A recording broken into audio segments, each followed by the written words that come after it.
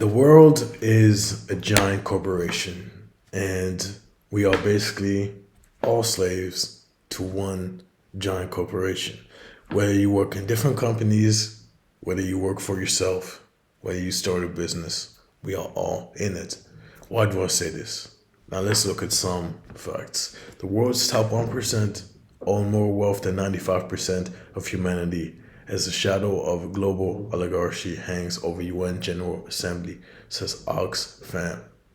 Now, how many people are defined as humanity at this current point? How many humans are alive? 8.2 billion people alive. To be precise, 8.19283 8,190,280,893 people. And that's of the people recorded, right? Are alive. How many of these people do you think live in poverty? It says 8.5% of the global population live today on less than $2.15 per day. The extreme poverty line relevant for low income countries. Now imagine if we look at this again, the world's top 1% own more wealth than 95% of humanity. So within these 95%, you have the people living below the poverty line. And the 1% has so much money, right, that they control basically everything. They control everything, if we're being honest. And most of these companies intertwined, who are, for example, BlackRock, who are the owners of BlackRock. So they have PNC Financial, for example, has a minority ownership stake in BlackRock, with the remainder owned by institutional and individual investors, as well as BlackRock employees. Who are these investors and institutionals and individual investors? Let's look into it. For example, Rothschilds, the Rockefellers, the families that have owned the world for centuries. How did they own and how did they get into power, and why are so many of these families in power? Well, I believe it's due to the World War and due to the economy being in shambles and due to them being able to lend money to the banks and to the major banks, which in turn then became the whole world basically. Now, if you control, why are these people not in government? Why are they not presidents? Why are they not influencers? Why? That's one major question I always ask myself. Why are the most important people, the most influential people, always in shadows? Some might be paranoid, but most of them are probably smart enough to know that nothing good comes from being exposed, especially if you are so powerful that you literally control the world when you know that this many people are living in poverty. Now, let's look at some of the Rothschilds investments. We have Apple, JP Morgan Chase, Nvidia, Google, all name brands, right? Amazon, a lot of big brands. Alphabet, Chevron, Rothschilds Investment Corp. has disclosed 478 total holdings in their latest SEC filings. Most recent portfolio value is calculated to be you can read for yourself. Actual assets under management is this value plus cash, which is not disclosed. Rothschild Investment Corp., which is not disclosed. And to me, this is the most important in this whole thing, because we all know news media are all controlled by the same people as well, right? So whatever agenda, whatever narrative fits into their agenda or fits into their pockets, profits, or feeds into the narrative that they are trying to paint and portray will always be disclosed as public information. Now, which is not disclosed, that's what should interest all of us. And that's what we should really get into and dive into. Now, unfortunately, to dive into it, a lot of people that did risk their lives and always end up missing or having a heart attack or dead. So I think it's much deeper than a lot of us can admit, or much deeper than a lot of us want to find out. It's like the Matrix. You can take the red or the blue pill. You can either find out or live in total stupidity, to be honest, or live in total, not even stupidity, I would say negligence, and just keep on going because the truth is often very dark. Now, who are the largest companies by market cap? Apple, also an investment. Nvidia, also an investment. Google, also an investment. Amazon, also an investment. Is Microsoft also on the list? Let's see. Probably, right? Even if it's not disclosed, it's probably one of the investments.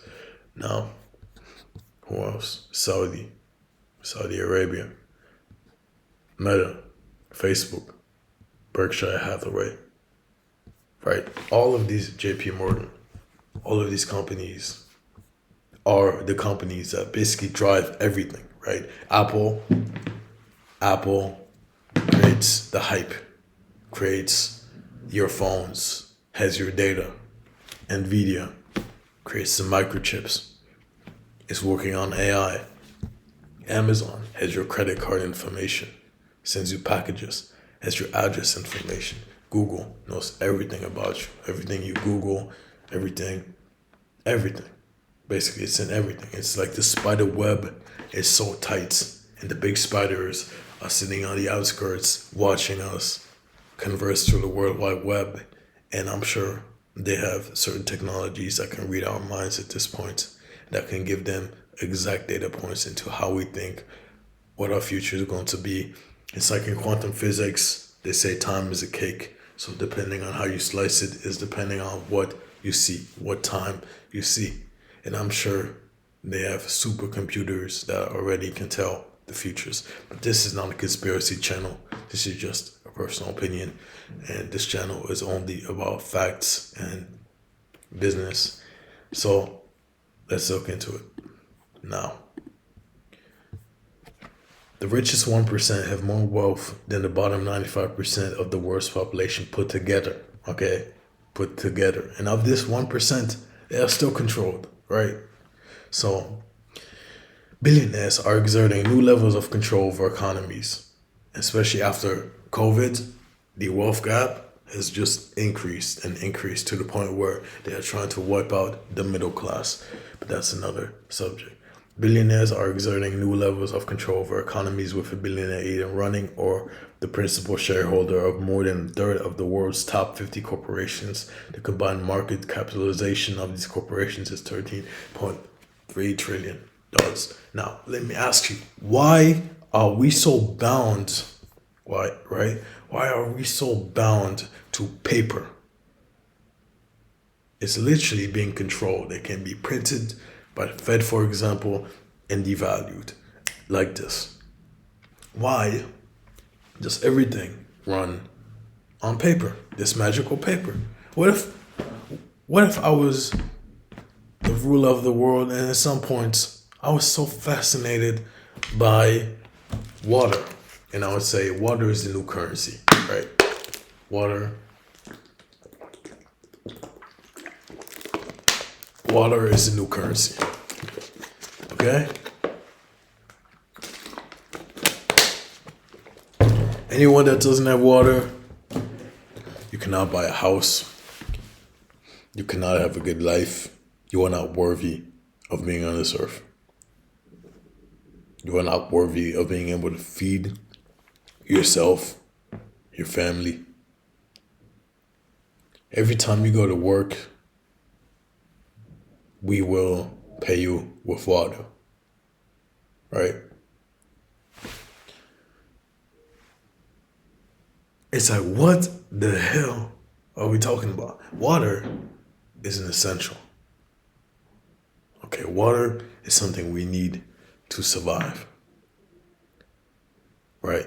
And it would make more sense to say that we work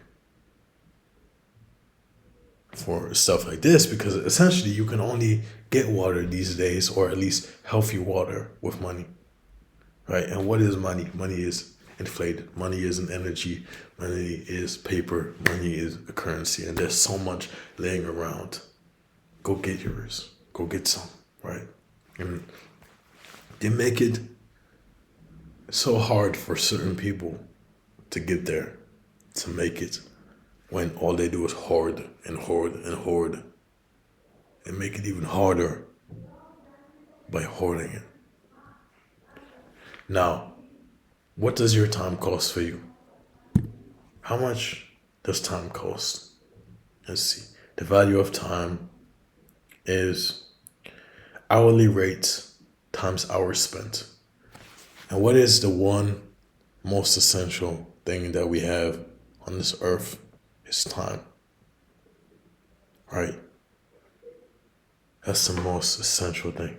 We have our bodies, our minds, our spirits, but we're also in time. Does time exist? That's another question. But we are bound by time due to the fact that we calculate time through money. I have to work 40 hours a week at a regular job. I'm not saying me, but because we all know as a business owner, you have to work exponentially more, and as someone, as an analyst working at JP Morgan, you have to work almost the same amount of hours, 80 to 100 hours, depending on where you are, what country you are in. But let's say your hourly rate, that's the most important, right?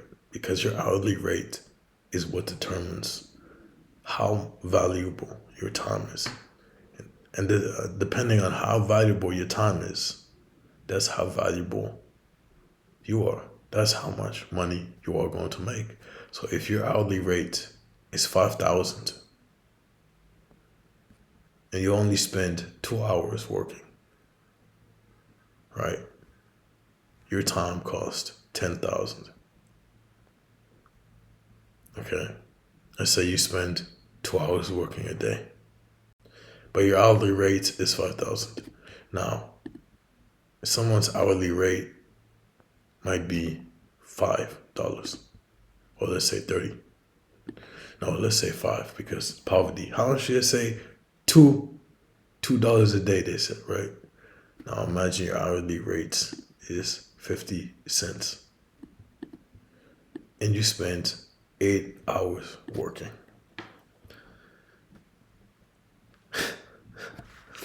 That's €4. So your time costs €4 or $4. Now divide it by, let's say, the same amount of time the other person works, right? You divide these 8 hours by 4. So basically, your time cost you $1. The same amount of time, his time costs 10,000 for the same amount of time that you are $1. And that is the difference between how they view humans, right? How humans are categorized. How much does your time cost? It's as simple as that. You can start a business, right?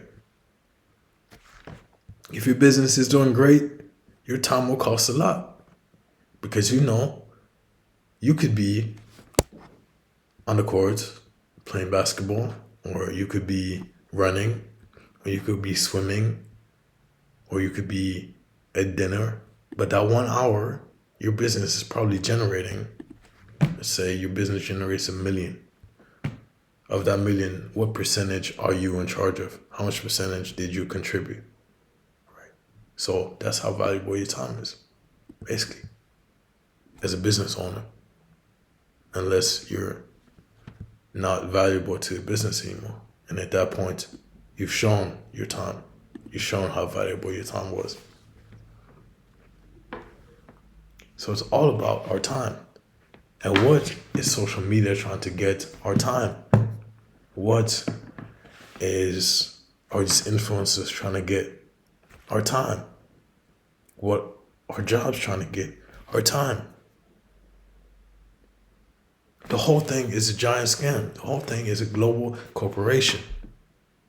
We feed into the system by providing our time. To what? To be able to survive, to be able to live, to be able to spend our time doing what we want.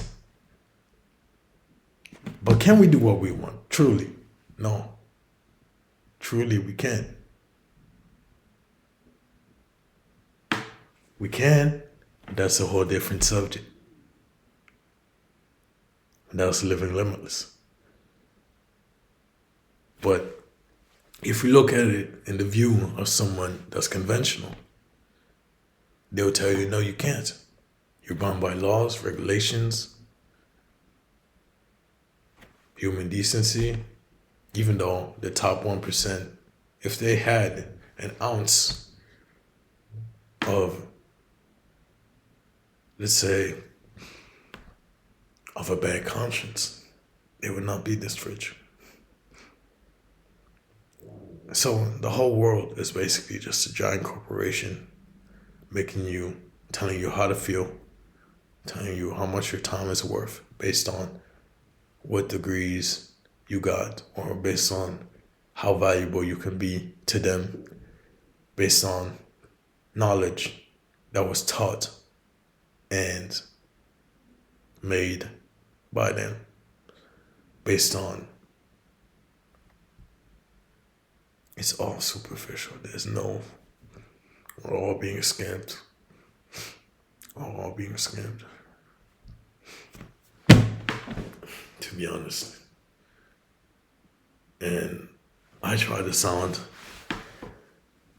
as sound as possible. And I want to be, and I love reading. I would consider myself an intellectual. But the more and more I delve into subjects and topics, and the more and more I understand, and the more and more life experience you gain, it feels like it's just set up like a giant scam, this whole world. Something somewhere went wrong. And I feel like even though the caveman had to fight and had to fight to be able to survive, at least that was valuable. Now we're all just feeding into corporations, into a giant system that filters back to the same people. But yeah, I always thought humanity would wake up at some point and just try to do something. But the more and more, after COVID, I'm not sure I still have the same faith. Or faith. Yeah, faith. It's just difficult to say. We'll see. But yeah, like I always say, this was Hudson CEO.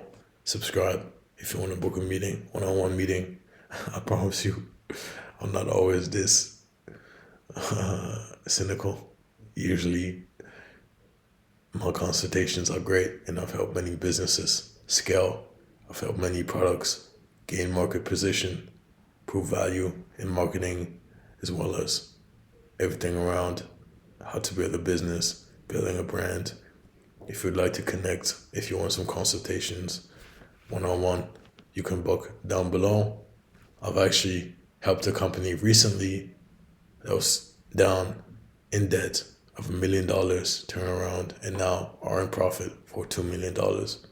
I've helped companies that had an established business but didn't know how to pivot, didn't know how to gain more market share, didn't know how to position themselves in a better light or with the new age.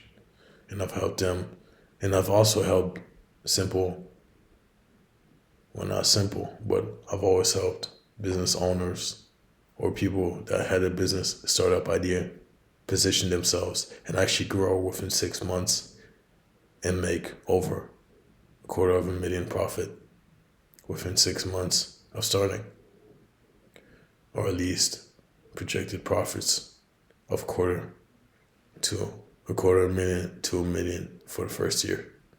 It's not as hard as you might believe, but not everyone has my mind.